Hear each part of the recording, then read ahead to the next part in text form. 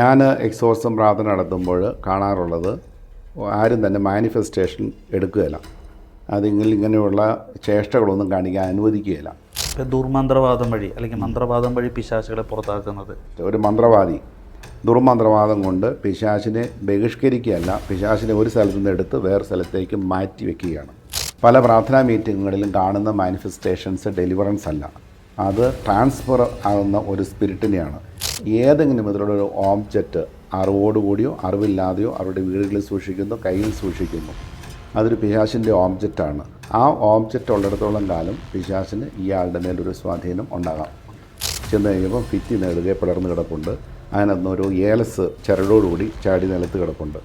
അവരെത്ര വിശുദ്ധമായ ജീവിതം നയിക്കുന്നവരാണെങ്കിലും അവരെ പിശാചിനെ കീഴ്പ്പെടുത്താനായിട്ട് സാധിക്കും. ഈശോയെ പോലും പരീക്ഷിച്ചല്ലോ. ഇനി എന്നെ പിശാച് തൊടുകയില്ലെന്ന് പറയാനായിട്ട് പറ്റുകയില്ല. പക്ഷേ നമുക്കൊരു കോൺഫിഡൻസ് ഉണ്ട്, തൊട്ട് കഴിഞ്ഞാൽ ഞാൻ യേശുവിനോട് ചേർന്ന് ഞാൻ പുറത്തു വരും എന്നുള്ളതാണ് നമ്മുടെ ആത്മവിശ്വാസം, നമ്മുടെ കോൺഫിഡൻസ്. നമ്മൾ ധ്യാനകേന്ദ്രങ്ങളൊക്കെ പലപ്പോഴും ഞാൻ കാണാറുണ്ട്. ഒരുപക്ഷെ ഇത്തരത്തിൽ അടിമപ്പെട്ട വ്യക്തികൾ വരുമ്പോൾ സാധാരണ സമയം നമ്മുടെ പോലെ തന്നെ സാധാരണ ഒരു മനുഷ്യരെ പോലെയാവും. പക്ഷേ ചില സമയത്ത് ചില ആരാധന സമയത്ത് അല്ലെങ്കിൽ ചില വിടുതൽ പ്രാർത്ഥനയുടെ സമയത്ത് ഇവർ വല്ലാതെ വയലൻ്റായിട്ട് മറ്റൊരു വ്യക്തിയെ പോലെ അല്ലെങ്കിൽ വേറൊരു സൗണ്ടിലൊക്കെ ആക്രോശിക്കുകയൊക്കെ ചെയ്യാറുണ്ട്. ഇതെങ്ങനെയാണ് സംഭവിക്കുന്നത്? അത് അവരിലുള്ള ഒരു പൈശാചികശക്തി ആ സമയത്ത് വെളിപ്പെടുന്നതാണ്. അവരിലുണ്ട്, പക്ഷേ അതിനങ്ങനെ പോകാനായിട്ട് താല്പര്യമില്ല. അപ്പോൾ ഇവരെ പീഡിപ്പിക്കുന്നു, അല്ലെങ്കിൽ ഈ പ്രാർത്ഥന നടത്തുന്നയാളെ ഭയപ്പെടുത്തുന്നു. അപ്പോൾ അവർ ഈ അധികാരം ഉപയോഗിക്കരുത്, പിശാചിന് ഇയാളെ വിട്ടുപോകാൻ താല്പര്യമില്ല. അതുകൊണ്ടാണ് ഈ മാനിഫെസ്റ്റേഷൻ കാണിക്കുന്നത്. ഞാൻ എക്സോർസം പ്രാർത്ഥന നടത്തുമ്പോൾ കാണാറുള്ളത് ആരും തന്നെ മാനിഫെസ്റ്റേഷൻ എടുക്കുകയില്ല. ഇങ്ങനെയുള്ള ചേഷ്ടകളൊന്നും കാണിക്കാൻ അനുവദിക്കുകയില്ല. അത് നമ്മൾ ആദ്യമേ തന്നെ മനസ്സിലൊരു കമാൻഡ് കൊടുത്തിരിക്കണം. ഇവിടെ ഈ ഡ്രാമയൊന്നും കാണിക്കേണ്ട ആവശ്യമില്ല. I am not standing here to see your drama. I am going to bind you, cast you out and send to the feet of Jesus. I am going to exercise my power and authority. പബ്ലിക്കായിട്ട് പറയുകയും ചെയ്യും, അതേസമയം മനസ്സിലത് നമ്മൾ പ്രാർത്ഥിക്കുകയും ചെയ്യും. ഞാനിവിടെ നിൽക്കുന്നത് പിശാചിൻ്റെ വേഷം കെട്ട് കാണാൻ വേണ്ടിയിട്ടല്ല.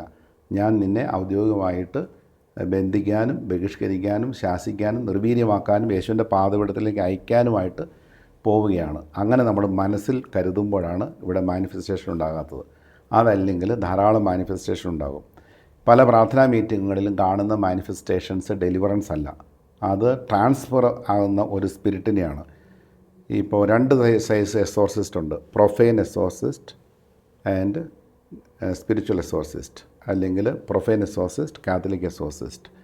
ഒരു പ്രൊഫൈൻ എക്സോർസിസ്റ്റ് ഒരു മന്ത്രവാദി ദുർമന്ത്രവാദം കൊണ്ട് പിശാചിനെ ബഹിഷ്കരിക്കുകയല്ല, പിശാചിനെ ഒരു സ്ഥലത്തു നിന്ന് എടുത്ത് വേറെ സ്ഥലത്തേക്ക് മാറ്റി വയ്ക്കുകയാണ്. ഒരാളിൽ നിന്ന് വേറെ സ്ഥലത്തേക്ക് വിടുന്നു, അല്ലെങ്കിൽ ഒരാളിൽ നിന്ന് ഒരു മരത്തിലേക്ക് വിടുന്നു, അല്ലെങ്കിൽ ഒരു വെള്ളത്തിലേക്ക് ആവഹിച്ചു വിടുന്നു. എന്നാൽ ഒരു കാത്തലിക് എക്സോർസിസ്റ്റ് ചെയ്യുന്നത് യേശു ക്രിസ്തുവിൻ്റെ അധികാരം ഉപയോഗിച്ചുകൊണ്ട് ഞാൻ നിന്നെ ബന്ധിക്കുന്നു, ബഹിഷ്കരിക്കുന്നു, ശാസിക്കുന്നു, യേശുവിൻ്റെ പാദപീഠത്തിലേക്ക് വിടുന്നു. അതൊരു ക്രിസ്തുവിൽ വിശ്വസിക്കുന്ന ആൾക്ക് മാത്രം ചെയ്യാൻ പറ്റുന്ന കാര്യമാണ്. പല പ്രാർത്ഥനാ മീറ്റിങ്ങുകളിലും കാണുന്നത് ഇത്തരത്തിലുള്ള അധികാരമല്ല ഉപയോഗിക്കുന്നത്. ഒരാളിൽ നിന്ന് കുറേ മാനിഫെസ്റ്റേഷൻസൊക്കെ കണ്ട് പുറത്ത് ചാടുന്നു, അത് വേറെ ആളിൽ പ്രവേശിക്കുന്നു, വേറെ ആളിൽ പ്രവേശിക്കുന്നു, അതിൻ്റെ 10-15 പേര് അവിടെ പൊസസ്ഡ് ആകുകയാണ്. പിറ്റേ ആഴ്ച പ്രാർത്ഥനാ മീറ്റിങ്ങിനോ ശുശ്രൂഷയ്ക്കോ വരുമ്പോൾ 15 പേരാണ് മാനിഫെസ്റ്റേഷൻ കാണിക്കുന്നത്. ഈ 15 പേരിൽ ആവശ്യത്തിരിക്കുന്ന ഒരു ആത്മാവ് വേറെ 30ലേക്കാണ് പ്രവേശിക്കുന്നത്. അതിനെ ഒരിക്കലും ഒരു ക്രിസ്തുവിൽ വിശ്വസിക്കാത്ത ആൾക്കോ അധികാരം കിട്ടാത്ത ആൾക്കോ ബഹിഷ്കരിക്കാനായിട്ട് സാധിക്കുകയില്ല, ട്രാൻസ്ഫർ ചെയ്യാനേ പറ്റുകയുള്ളൂ. അങ്ങനെ ട്രാൻസ്ഫർ ചെയ്ത് പോയി കഴിയുമ്പോൾ ആദ്യം പൊസസ് ചെയ്യുന്ന ആൾക്ക് ഒരു വിടുതൽ കിട്ടി, അവർക്ക് വേണ്ടി പ്രശ്നമില്ല. പക്ഷേ വേറെ അനേകം പേര് അവിടെ പൊസസ്ഡ് ആവുകയാണ്. അതുകൊണ്ട് അങ്ങനെ ഈ മാനിഫെസ്റ്റേഷൻസ് ഉള്ള സ്ഥലങ്ങളിൽ പോകരുത് എന്നാണ് സഭ പറയുന്നത്. പിശാചിൻ്റെ മാനിഫെസ്റ്റേഷൻ കൂടുതലുണ്ടെങ്കിൽ ആ പാസ്റ്ററിനോ ആ വൈദികനോ ആ പ്രാർത്ഥന നടത്തുന്ന ബ്രദറിനോ സിസ്റ്ററിനോ ഇതിന് അധികാരമില്ല. അങ്ങനെ അധികാരം ഉണ്ടെങ്കിൽ അവിടെ മാനിഫെസ്റ്റേഷൻസ് വളരെ കുറവായിരിക്കും. ഇത്തരത്തിൽ മറ്റൊരു വ്യക്തിയിലേക്ക് കയറാൻ എന്തെങ്കിലും ഒരു ലൂപ്പ് ഹോൾ എന്തെങ്കിലും അവരുടെ ഉള്ളിൽ ഉണ്ടാവുമോ? അല്ലെങ്കിൽ സാധാരണഗതിയിൽ 4 കാര്യങ്ങൾ ഒരു വ്യക്തിയിലുണ്ടെങ്കിൽ അവരിൽ ഈ തിന്മയുടെ സ്വാധീനം വരാം. ഒന്നാമത്തത്, പിശാച് തന്നെ ഒരു തീരുമാനമെടുത്ത് അവരെ ഉപദ്രവിക്കാനായിട്ട് തീരുമാനമെടുത്ത് അവരിലേക്ക് വരുന്നു, ഒരു അവസ്ഥയാണത്. രണ്ടാമത്തത്, ഇവർ തന്നെ ഏതെങ്കിലും വിധത്തിലുള്ള ഒരു തിന്മയിൽ ഒരു മോർട്ടൽ സിൻ മാരകഭാവത്തിൽ മനഃപൂർവ്വം വസിക്കാനായിട്ട് തീരുമാനിച്ചു. അപ്പോൾ അവരിലും ഇങ്ങനെ ഒരു തിന്മയുടെ സ്വാധീനം വരാനുള്ള സാധ്യതയുണ്ട്. അത് വേറൊരാൾ ദുർമന്ത്രവാദം ചെയ്യുന്നു, ഇവരിലേക്ക് ഒരു പിശാചിനെ ആവസിപ്പിച്ചിട്ട് വിടുന്നു. മൂന്നാമത്തത്. നാലാമത്തത്, ഏതെങ്കിലും വിധത്തിലുള്ള ഒരു ഓബ്ജക്റ്റ് അറിവോടുകൂടിയോ അറിവില്ലാതെയോ അവരുടെ വീടുകളിൽ സൂക്ഷിക്കുന്നു, കയ്യിൽ സൂക്ഷിക്കുന്നു. അതൊരു പിശാചിൻ്റെ ഓബ്ജക്റ്റാണ്. ആ ഓബ്ജക്റ്റ് ഉള്ളിടത്തോളം കാലം പിശാചിന് ഇയാളുടെ മേലൊരു സ്വാധീനം ഉണ്ടാകാം. ഇതാണ് പ്രധാനമായിട്ടൊരു 4 അവസ്ഥകളെക്കുറിച്ച് പറയുന്നത്. 4 കാര്യങ്ങളിലൂടെ പിശാച് ഒരു മനുഷ്യനിലേക്ക് സ്വാധീനം ചെലുത്താം. പിശാചിൻ്റെ തന്നെ തീരുമാനം, അവിടെ വ്യക്തികൾ നിരപരാധികളാണ്. സ്വന്തമായ ഒരു തീരുമാനം, മാരകഭാവങ്ങളിൽ വസിക്കാനുള്ള ആഗ്രഹം, മനസ്സ് തിരിയാനുള്ള താല്പര്യമില്ല, അവരെ വേണമെങ്കിൽ പ്രൊസസ്സ് ചെയ്യാം, നിർബന്ധമില്ല, വേണമെങ്കിൽ പ്രൊസസ്സ് ചെയ്യാം. മൂന്നാമത്തത്, ഒരു ദുർമന്ത്രവാദത്തിന് അടിമപ്പെട്ടു പോയ ആളിലേക്ക് പിശാചുക്കൾ പ്രവർത്തിച്ച് അല്ലെങ്കിൽ പ്രവേശിച്ച് അതിന് പ്രശ്നങ്ങളുണ്ടാക്കാം. നാലാമത്തേത്, എന്തെങ്കിലും ഓബ്ജക്റ്റുകൾ അല്ലെങ്കിൽ ഏതെങ്കിലും ദുർമന്ത്രവാദത്തിന് ഉപയോഗിക്കുന്ന ഒരു വസ്തു അവരുടെ കയ്യിലുണ്ടെങ്കിൽ അതിലൂടെ വരാം. അങ്ങനെയുള്ള വസ്തുക്കളെ നമ്മൾ എടുത്ത് കളയാൻ പോയി കഴിഞ്ഞാൽ അത് വീണ്ടും വീണ്ടും വന്നുകൊണ്ടിരിക്കും. അത് എടുക്കാനോ കുഴിക്കാനോ ഒന്നും പോകേണ്ട ആവശ്യമില്ല. കൃപയുടെ ഒരു വൈദികൻ, എസോസിൻ്റെ ഒരു വൈദികൻ അതിനെ നിർവീര്യമാക്കി പ്രാർത്ഥിക്കുകയാണ്. ഇവിടെ ഏതെങ്കിലും വിധത്തിലുള്ള പൈശാചിക ശക്തികൾ പ്രവർത്തിക്കുന്ന വസ്തുക്കളോ അല്ലെങ്കിൽ അത്തരത്തിലുള്ള വസ്തുതകളോ ഇവിടെ ഉണ്ടെങ്കിൽ യേശുവിൻ്റെ നാമത്തിൽ നിർവീര്യമാകട്ടെ എന്ന് പറഞ്ഞ് ആശീർവദിച്ച് ഹന്നാമെള്ളം തെളിക്കുമ്പോൾ അത്തരത്തിലുള്ള ഓബ്ജക്ട്സ് എല്ലാം പ്രവർത്തനരഹിതമാകുകയാണ്. ഇത് എടുക്കാൻ പോയി കഴിഞ്ഞാൽ വീണ്ടും വീണ്ടും അത് വന്നുകൊണ്ടിരിക്കും. അങ്ങനെ നമ്മൾ മനസ്സിൽ ചിന്തിച്ചിട്ട് അല്ലെങ്കിൽ വേറെ ആൾ ചിന്തിച്ചിട്ട് കുഴിക്കുകയാണെങ്കിൽ അവിടെ പല ഓബ്ജക്ട്സുകളും പിശാച് ഉടനെ കൊണ്ട് വെച്ചിരിക്കും. അതവിടെ ഉണ്ടാകും. 100 കൊല്ലം പഴക്കം ഉള്ള ഓബ്ജക്റ്റുകളൊക്കെ അവിടെ തന്നെ വരുന്നതാണ്. ഈ വസ്തുതകളൊക്കെ അവിടെ തനിയെ വരുന്നതാണ്, പിശാച് കൊണ്ട് വയ്ക്കുന്നതാണത്. നമ്മളെ മനസ്സിൽ കൺഫ്യൂഷൻ ഉണ്ടാക്കാൻ വേണ്ടി പിശാച് ചെയ്യുന്ന ഒരു പ്രവൃത്തിയാണ്. അവിടെ നമ്മൾ എടുക്കുവാനോ കുഴിക്കുവാനോ അത് മാറ്റിക്കളയാനോ ഒന്നും പോകേണ്ട ആവശ്യമില്ല. പ്രാർത്ഥന കഴിയുമ്പോൾ അങ്ങനെയുള്ള വസ്തുക്കൾ അവിടെ ഉണ്ടായേക്കാം, അതെല്ലാം നിർവീര്യമാക്കപ്പെടുകയാണ്. ഇത്തരത്തിൽ ഇപ്പോൾ ദുർമന്ത്രവാദം വഴി അല്ലെങ്കിൽ മന്ത്രവാദം വഴി പിശാചുകളെ പുറത്താക്കുന്നത്, അത് അങ്ങനെ അവർക്ക് സാധിക്കുമോ പുറത്താക്കാൻ? ഒരു മന്ത്രവാദിക്ക് അത് ചെയ്യാനായിട്ട് സാധിക്കും. അവർ പിശാചിൻ്റെ കൂടെ നടക്കുന്നവരാണ്, പിശാചിന് തൻ്റെ ആത്മാവിനെ വിറ്റിരിക്കുന്നവരാണ്. അവർക്ക് അതിലൂടെ ഒത്തിരി ലാഭങ്ങളുണ്ട്. സാമ്പത്തിക ലാഭം ഉണ്ടാകാം, അല്ലെങ്കിൽ പേരോ പ്രശസ്തിയൊക്കെ ഉണ്ടാകാം. അവർ ചെയ്യുന്നത് ഈ ദുരാത്മാവിനോട് ആവശ്യപ്പെടുകയാണ്, ഞാൻ നിന്നെ ബന്ധിക്കുന്നില്ല, ബഹിഷ്കരിക്കുന്നുമില്ല, നീ പോയി സ്വസ്ഥമായ വിധത്തിൽ ഇതിനേക്കാൾ മെച്ചപ്പെട്ട ഒരാളിൽ പ്രവേശിച്ചു കൊള്ളുക, മെച്ചപ്പെട്ടൊരവസ്ഥയിലേക്ക് പ്രവേശിക്കുക. അപ്പോൾ പിശാചിനുള്ള സന്തോഷമായി അതിലേക്ക് അവർ മാറ്റം ചെയ്യപ്പെടുന്നു. ചിലതുണ്ട് മാറ്റം ചെയ്താലും മാറ്റം ചെയ്യപ്പെടാത്ത അവസ്ഥയുണ്ട്. ഒരു ഉദാഹരണമായിട്ട് പറയുകയാണെങ്കിൽ ചിലപ്പോൾ കുറച്ചുകൂടി വ്യക്തമാകുമായിരിക്കും. ട്രിച്ചിയിൽ നിന്ന് ഒരു ബ്രാഹ്മണ കുടുംബം ഇവിടെ വന്നു. ഞാൻ ആളുടെ പേര് പറയുന്നില്ല ഈ മന്ത്രവാദിയുടെ, കാരണം എല്ലാവരും അറിയുന്ന സൗത്ത് ഇന്ത്യയിലെ ഏറ്റവും പ്രഗത്ഭനായ ഒരു ദുർമന്ത്രവാദിയാണ്, ഒരു അസ്ട്രോളജറാണ്. ഞാൻ അദ്ദേഹത്തിൻ്റെ പേര് പറയുന്നില്ല. അദ്ദേഹത്തിൻ്റെ ചെറിയ മകൾ വളരെ സുന്ദരിയാണ്. ട്രിച്ചിയിലെ സെൻറ്റ് ജോസഫ് കോളേജിലെ ഗോൾഡ് മെഡലിസ്റ്റാണ്. അപ്പോൾ വലിയൊരു വ്യവസായിയുടെ മകനുമായിട്ട് ഈ അസ്ട്രോളജർ ഒരു വിവാഹം നിശ്ചയിച്ചു. ഈ ഗ്രാൻഡ് ഡോട്ടറിൻ്റെ പ്രത്യേകിച്ച് അനുവാദമൊന്നും വാങ്ങിച്ചില്ല, പക്ഷേ അത് നല്ലൊരു പയ്യനാണ്, അവനുമായിട്ട് വിവാഹം നിശ്ചയിച്ചു. അപ്പോൾ ഈ മകൾ MCA ഒക്കെ കഴിഞ്ഞ് ജോലിയിലേക്ക് പ്രവേശിക്കാനായിട്ട് നിൽക്കുകയാണ്. അപ്പോൾ ഗ്രാൻഡ് ഫാദർ പറഞ്ഞു, നീ ഇവനെ വിവാഹം കഴിക്കണം, നമുക്കൊത്തിരി സാമ്പത്തിക ലാഭം ഉണ്ടാകുന്നതാണ്, നിനക്കും നിൻ്റെ അമ്മയ്ക്കും പിതാവിനൊക്കെ വളരെ ഗുണവും ചെയ്യുന്നതാണ്, അതുകൊണ്ട് ചെയ്യണം. ഇവള് പറഞ്ഞ് ഞാനതിന് സമ്മതിക്കുന്നില്ലെന്ന് പറഞ്ഞു. അപ്പോൾ ഇദ്ദേഹം ഒരു ആത്മാവിനെ ക്രിയേറ്റ് ചെയ്തു, ഒരു ആത്മാവിനെ വിളിച്ചു ഇവളിലേക്ക് പറഞ്ഞയച്ചു കഴിയുമ്പോൾ ഇയാളുടെ അനറക്സിയ എന്ന് പറഞ്ഞൊരു രോഗം അത് ഉടനെ ആ ദിവസം തന്നെ പ്രത്യക്ഷപ്പെട്ടു. ആഹാരം കഴിക്കാൻ പറ്റുകയില്ല, ആഹാരത്തിൽ നോക്കുമ്പം രക്തമാണ് കാണുന്നത്. പിന്നെ അവർ ക്ഷീണിച്ച് 28 കിലോ ആയിട്ട് മാറി. അപ്പോൾ ഈ മന്ത്രവാദിക്ക് അല്ലെങ്കിൽ ഗ്രാൻഡ് ഫാദറിന് മനസ്താവം തോന്നി. ഈ ആത്മാവിനോട് പറഞ്ഞു, നീ ഇവളിൽ നിന്ന് വിട്ടു വേറെ ആളിലേക്ക് പോയി ആവസിക്കുക. ഈ ആത്മാവ് പറഞ്ഞു, ഞാൻ ഒരു കാലത്തും വിട്ടു പോവുകയില്ലെന്ന് പറഞ്ഞു. ഒരിക്കൽ ഇതിനെ സൃഷ്ടിച്ച് വേറൊരാളിലേക്ക് വിട്ട് കഴിഞ്ഞാൽ പിന്നെ അതിനെ പിൻവലിക്കാം, അല്ലെങ്കിൽ അനുസരണക്കേട് കാണിക്കുന്ന ദുരാത്മാവായതുകൊണ്ട് അവിടെ തന്നെ ഇരിക്കാം. പക്ഷേ ഇദ്ദേഹത്തിന് ഈ ദുരാത്മാവിനെ വേറെ ആളിലേക്ക് പറഞ്ഞു വിടാൻ സാധിച്ചില്ല. ഈ മകൾ മരിക്കാറായി. അദ്ദേഹം തന്നെ പറഞ്ഞു, നിങ്ങൾ ബാംഗ്ലൂർ പോയിട്ട് ഫാദർ ജോസ് എന്ന് പറഞ്ഞ ഒരാളുണ്ട്, ഇത് അങ്ങേരെ കണ്ടു കഴിഞ്ഞാൽ അങ്ങേർക്ക് മാത്രം ഇതിനെ ബന്ധിക്കാനോ ബഹിഷ്കരിക്കാനോ യേശുക്രിസ്തുവിലേക്ക് പറഞ്ഞു വിടാനോ സാധിക്കുകയുള്ളൂ, എനിക്ക് സാധ്യമല്ല, അല്ലെങ്കിൽ മരണത്തിന് തയ്യാറായിക്കൊള്ളുക. അങ്ങനെ അവരിവിടെ വീൽ ചെയറിലെത്തി. ഇവർ ഈ കാര്യങ്ങളൊക്കെ എന്നോട് പറഞ്ഞു. യേശുക്രിസ്തുവിൻ്റെ നാമത്തിൽ ദൈവം വെളിപ്പെടുത്തി തന്ന ഒരു പ്രാർത്ഥനയുണ്ട്. 1992 ബന്ധിച്ച് ബഹിഷ്കരിക്കാനുള്ള ഒരു ചെറിയ പ്രാർത്ഥന ഞാൻ തന്നെ രൂപപ്പെടുത്തിയതാണ്. പരിശുദ്ധാത്മാവ് തന്നതനുസരിച്ച് പുസ്തകത്തിൽ എഴുതിയിട്ടുണ്ട്. I bind you, cast you out, send you to the feet of Jesus, be there until the second coming of our Lord. ഇങ്ങനെ പറയുന്ന ഒരു പ്രാർത്ഥനയാണ്. നിന്നെ ഞാൻ ബന്ധിക്കുന്നു, ബഹിഷ്കരിക്കുന്നു, ശാസിക്കുന്നു, നിർവീര്യമാക്കുന്നു, യേശുവിൻ്റെ പാദപീഠത്തിലേക്ക് വിടുന്നു. യേശുവിൻ്റെ രണ്ടാമത്തെ വരവരെ നീ അവിടെ ബന്ധിക്കപ്പെടണം. ആ ഒരു പ്രാർത്ഥന 1992 പരിശുദ്ധാത്മാവ് എനിക്ക് വെളിപ്പെടുത്തി തന്നതാണ്.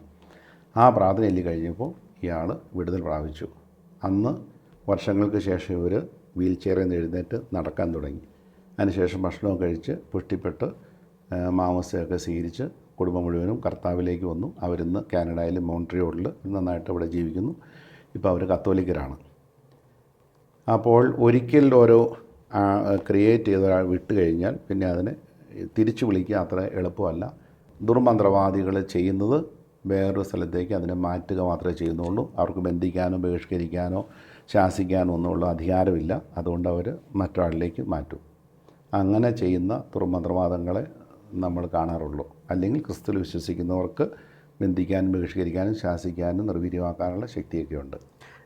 അതുപോലെ തന്നെ അച്ഛൻ പറഞ്ഞ പോലെ ചില വസ്തുക്കളിൽ ദുരാത്മാക്കൾ അത് എങ്ങനെയാണ്? അത് ചിലത് ഇത്തരത്തിൽ ദുരാത്മാക്കളെ ആവാഹിച്ചുകൊണ്ടുള്ള ഒരു വസ്തുക്കൾ ഉണ്ടാക്കിയെടുക്കുന്നതാണോ, അല്ലെങ്കിൽ അത് ചില ഭവനങ്ങളിലേക്ക്? അത് മന്ത്രവാദികൾ ഒരു വസ്തു രൂപപ്പെടുത്തിയിട്ട് അതിലേക്ക് ഒരു ദുരാത്മാവിനെ വിളിക്കുകയാണ്. അപ്പോൾ ഒത്തിരിയേറെ ദുരാത്മാക്കളുള്ളതുകൊണ്ട് ഏതെങ്കിലും ഒരു ദുരാത്മാവ് അതിൽ വന്ന് ആവസിക്കും. അതല്ലെങ്കിൽ പിശാചുക്കൾക്ക് 80 സീലുകളുണ്ട്. ഓരോ സീലിനും ഓരോ വിധത്തിലുള്ള അർത്ഥമുണ്ട്. അങ്ങനെ ഒരു സീല് ദുർമന്ത്രവാദം പഠിപ്പിക്കുന്നവർക്ക് കൊടുക്കും. 80 സീലുകൾ കൊടുക്കും. ആ സ്റ്റാമ്പ് പതിപ്പിച്ച ഓരോ ഓബ്ജക്റ്റ് ആണെങ്കിൽ അതുമായിട്ട് ബന്ധപ്പെട്ട ഒരു ദുരാത്മാവ് വരും. ഇനി ആ സീല് വെച്ചിട്ടില്ല എങ്കിൽ ഏതെങ്കിലും ഒരു ദുരാത്മാവിനെ ഒരു പ്രവൃത്തി ചെയ്യാൻ കഴിവുള്ള ഒരു ദുരാത്മാവിനെ ആവശ്യപ്പെടുകയാണ് ലൂസിഫറിനോട്. അപ്പോൾ ഒരു ദുരാത്മാവ് ഒരു ഓബ്ജക്റ്റിൽ വന്ന് പ്രവേശിക്കും. ആ ഓബ്ജക്റ്റ് അവിടെ ഇരിക്കുന്നിടത്തോളം കാലം അത് അതിൻ്റെ പ്രവൃത്തി ചെയ്തുകൊണ്ടിരിക്കും. ഉദാഹരണത്തിന് കാഞ്ഞിരപ്പള്ളിയിൽ ഒരു കുടുംബത്തിൽ നല്ലൊരു കോൺട്രാക്ടറാണ്. അങ്ങേർക്ക് നല്ല ബിസിനസ്സൊക്കെ ഉണ്ട്.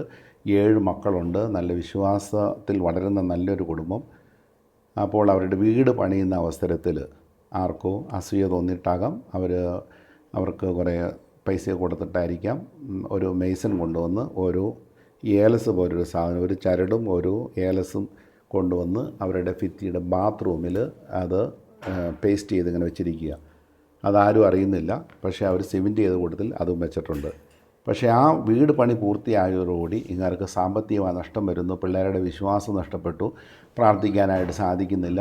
രോഗങ്ങളെല്ലാം വരുന്നു. പിള്ളേർ തർക്കുത്തരം പറയാൻ തുടങ്ങി. പള്ളിയിൽ പോയിക്കൊണ്ടിരുന്നവർ പള്ളിയിൽ പോകാതായി, കുടുംബ പ്രാർത്ഥനയ്ക്ക് വരാതായി, പഠിക്കാനൊക്കെ ഇൻട്രസ്റ്റ് ഇല്ലാതായി. അങ്ങനെ സാമ്പത്തികമായിട്ടും ശാരീരികമായിട്ടും മാനസികമായിട്ടും ഈ കോൺട്രാക്റ്റ് തളർന്നു. അങ്ങനെ ഇരിക്കുക അവർ അവരുടെ വികാരിയച്ഛനോട് സംസാരിച്ചു. വികാരിയച്ഛൻ പറഞ്ഞു, ഇത് ചിലപ്പം ഭൂതോച്ചാടനത്തിൻ്റെ ഭാഗമായിരിക്കാം, നിങ്ങൾ ബിഷപ്പിനെ ഒന്ന് കാണുക. കാഞ്ഞിരപ്പള്ളി ബിഷപ്പിനെ കണ്ടു. അപ്പോൾ ബിഷപ്പ് എനിക്കൊരു എഴുത്ത് തന്നു. അച്ഛനെ ഞാൻ നിയോഗിച്ചിരിക്കുകയാണ്, ആ വീട് വെഞ്ചരിച്ച് ഭൂതങ്ങളെ പുറത്താക്കാനായിട്ടുള്ള അധികാരം തന്നിരിക്കുന്നു എന്ന് പറഞ്ഞൊരു ഒരു പേറ്റൻറ്റ് തന്നു. അതുകൊണ്ട് ഞാൻ ആ വീട്ടിൽ ചെന്നു. അതിൻ്റെ തലേ ദിവസം ഉപവസിച്ച് പ്രാർത്ഥിച്ചു. വീട്ടുകാരുള്ളവരോടും കുമ്പസാരിക്കാനായിട്ട് ആവശ്യപ്പെട്ടു. അവർ കുമ്പസാരിച്ച് കുർബാനയൊക്കെ സ്വീകരിച്ചു. പക്ഷേ ആ പ്രാർത്ഥിക്കാൻ നിശ്ചയിച്ച സമയത്ത് എനിക്ക് ഭയങ്കര തടസ്സങ്ങളാണ്, പോകാനായിട്ട് സാധിക്കുന്നില്ല. ഞാൻ അവരോട് പറഞ്ഞു, നിങ്ങൾ ഇന്ന് ഞാൻ വെഞ്ചരിച്ച് തരുന്ന വെള്ളം കൊണ്ടുപോയിട്ട് അത് ആശീർവദിച്ച ഉപ്പും വെള്ളവും ചേർത്ത് കൊടുത്ത് ഈ വെള്ളം കൊണ്ടുപോയി നിങ്ങളവിടെ തെളിച്ച് കഴിയുമ്പോൾ നിങ്ങൾക്ക് വിടുതൽ കിട്ടും. ഞാൻ ഇന്ന് വരുന്നില്ല. അതനുസരിച്ച് അവർ ഈ വെഞ്ചരിച്ച വെള്ളം കൊണ്ടുവന്ന് വീട്ടിലെല്ലാവരും തെളിച്ചു. അപ്പോൾ വലിയൊരു ബോംബ് പൊട്ടുന്ന പോലൊരു സ്വരം അവർ കേട്ടു. അപ്പോൾ അവർ വിചാരിച്ചാൽ ഗീസറെല്ലാം വല്ലതും പൊട്ടിത്തെറിച്ചായിരിക്കും ബാത്റൂമിൽ. ചെന്ന് കഴിഞ്ഞപ്പം ഭിത്തി നേടുകയെ പിളർന്ന് കിടപ്പുണ്ട്. അതിനകത്തൊരു ഏലസ് ചരടോടുകൂടി ചാടി നിലത്ത് കിടപ്പുണ്ട്. അപ്പോൾ അവരെന്നെ വിളിച്ച് പറഞ്ഞു, ഇങ്ങനെ ഒരു ഏലസ് ഇങ്ങനെ വലിയൊരു ശബ്ദത്തോടു കൂടി നിലത്ത് വീണിട്ടുണ്ട്, അത് എടുത്ത് തീയിലിട്ട് നശിപ്പിച്ചേക്കാൻ പറഞ്ഞു. അതിനുശേഷം അവരത് പേസ്റ്റ് ചെയ്ത് വീണ്ടും ബാത്റൂമൊക്കെ നന്നാക്കി എടുത്തു. അങ്ങനെ ആ സ്ഫോടനം അവിടെ ഉണ്ടായി. അതോടുകൂടി അവർക്ക് വിടുതൽ കിട്ടി. പിറ്റേ ദിവസം മുതൽ അവർക്ക് കിട്ടാനുള്ള പൈസകളൊക്കെ തിരിച്ചു വരാൻ തുടങ്ങി. കോൺട്രാക്റ്റ് വർക്ക് ഇമ്പ്രൂവ് ചെയ്യാൻ തുടങ്ങി. പിള്ളേരുടെ വിശ്വാസം എല്ലാം തിരിച്ചു വന്നു. അവരെല്ലാം പള്ളിയിൽ പോകാൻ തുടങ്ങി. തർക്കത്തിൽ അവസാനിച്ചു. അങ്ങനെ അവർ പ്രാർത്ഥനയിലേക്ക് പ്രവേശിച്ചു. പഴയതുപോലെ ഒരു ജീവിതശൈലി അവർക്ക് വന്നു. അങ്ങനെ ഒരു 5-8 കൊല്ലം അവർ ഇതുപോലെ കഷ്ടത്തിലൂടെ കടന്നു പോകേണ്ടതായിട്ട് വന്നു. പക്ഷേ അതിനുശേഷം അവർക്ക് വിടുതൽ കിട്ടി. അപ്പോൾ ഇങ്ങനെയുള്ള ഓബ്ജക്റ്റുകൾ ഇരിക്കുമ്പോൾ നമ്മളത് കുഴിക്കാനൊക്കെ പോയി കഴിഞ്ഞാൽ, എടുക്കാൻ പോയി കഴിഞ്ഞാൽ അത് തീരുകയില്ല, വീണ്ടും വീണ്ടും വന്നുകൊണ്ടിരിക്കും. പാലായിലൊരു ഇഷ്ടികളം നടത്തുന്ന ഒരു നല്ലൊരു മനുഷ്യനുണ്ട്. അദ്ദേഹം അതിൽ നിന്ന് ധാരാളം പണം സമ്പാദിച്ചു. മറ്റൊരാൾക്കും അസൂയ തോന്നിയിട്ട് അവിടെയെല്ലാം എലിയുടെ രോമങ്ങൾ, ഒരു എലിയെ കൊന്ന് അതിൻ്റെ തൊലി എടുത്ത് പന്ത് പോലെയാക്കുക.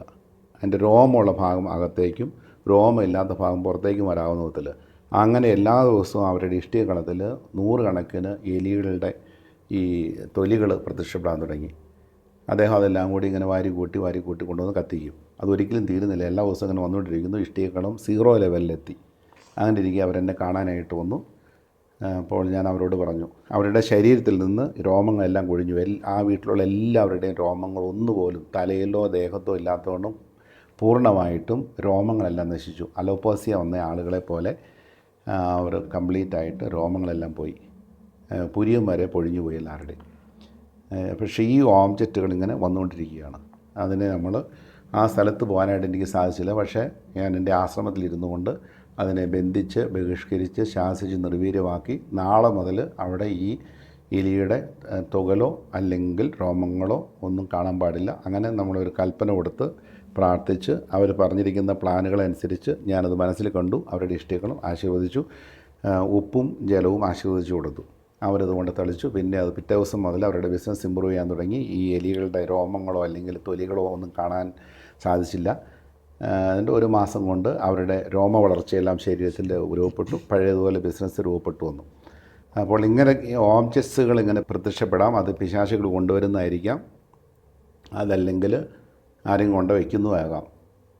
അത് എന്തു തന്നെ ആയിരുന്നാലും ഒരു എക്സോർസിസ്റ്റിന് അതിനെ നിർവീര്യമാക്കാനുള്ള കഴിവുണ്ട്. ഇത്തരത്തിൽ ഇപ്പോൾ നേരത്തെ പറഞ്ഞ ഭവനത്തിൻ്റെ ആയാലും മറ്റേ നമ്മൾ വീടുകളെല്ലാം വെക്കുമ്പോൾ അല്ലെങ്കിൽ ഇപ്പോൾ വർഷത്തിൽ ഒരിക്കലൊക്കെ വികാരിച്ചമാരെ വന്ന് വെഞ്ചിരിക്കുന്നതാണ്, പ്രാർത്ഥിച്ച് വന്ന് വെഞ്ചിരിക്കുന്നതാണ്. ഒരു പക്ഷേ നമ്മുടെ ശത്രുക്കൾ ഇത്തരത്തിലൊരു കാര്യം ചെയ്യുമ്പോഴും ഒരു വൈദികൻ്റെ ആശീർവാദത്തോടെ അല്ലെങ്കിൽ ഒരു വെഞ്ചിരിപ്പിലൂടെ ഇത്തരത്തിലുള്ള ആത്മാക്കൾ പോകേണ്ടതല്ലേ?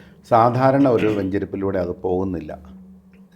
സഭ നമ്മളെ ഔദ്യോഗികമായിട്ട് പഠിപ്പിക്കുന്നത് compendium of the catechism of the Catholic church 160-ാമത്തേത്. ഇതൊരു കാരിസമാണ്. കാരിസം എല്ലാവർക്കും കിട്ടുന്നില്ല. ഗിഫ്റ്റ് എല്ലാ വൈദികർക്കും എല്ലാ മനുഷ്യർക്കും പരിശുദ്ധാത്മാവ് കൊടുക്കാം. ദാനങ്ങൾ എല്ലാവർക്കും ഉണ്ട്, വരങ്ങൾ എല്ലാവർക്കും ഉണ്ടാകണമെന്നില്ല. പിശാചിനെ ബഹിഷ്കരിക്കാനുള്ളത് ഒരു വരമാണ്. 9 വരങ്ങളിൽ ഒന്നാണ് ഡിസേൺമെൻറ്റ്. ഡിസേൺമെൻറ്റിൻ്റെ ഭാഗമാണ് അല്ലെങ്കിൽ ആത്മാക്കളെ വിവേചിച്ചറിയാനുള്ള വരം ചിലർക്ക് കൊടുക്കുന്നു. ഈ വരം സഭ പഠിപ്പിക്കുന്ന എല്ലാവർക്കും ഇല്ല. ആത്മാവിൻ്റെ 9 വരങ്ങൾ എല്ലാവർക്കും ഇല്ല. മാമോദിസായിലൂടെ അത് കിട്ടുന്നില്ല. പക്ഷേ ദൈവം അവർക്ക് ചിലർക്ക് ഇങ്ങനെയുള്ള സിദ്ധികൾ നൽകുന്നു. ഇതാണ് സഭ പഠിപ്പിക്കുന്ന 160-ാമത്തെ ഖണ്ഡികയിൽ.